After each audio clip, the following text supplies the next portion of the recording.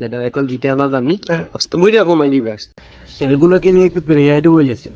তারা বলতেছে তারা হেঁটে পারতেছে না, খালি টেনশন, হেঁটে পারতেছে না। ওরে আমি দেখতেছি, আমি তো আবার ফার্মেসিতে ছিলাম, তো মানুষের কাছে রুচির ওষুধ বেচতে বেচতে আমার আইডির আছে।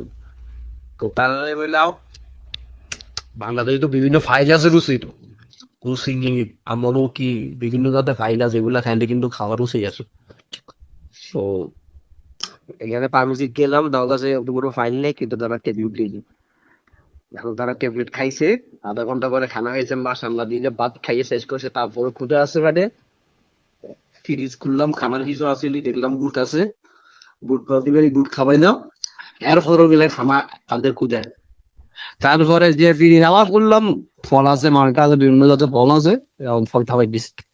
এখন তাদের উদ্দেশ্যে আবার একটা সাজেশন, এই সাজেশনটা খুব মানে মাথায় ট্রেন এইখান দিয়ে ঢুকে গিয়ে ভিতরে রাখে দিবি, ব্রেন দিয়ে দিবি, এখান দিয়ে ঢুকে এখান দিয়ে বাড়িতে দিবি, ঠিক আছে?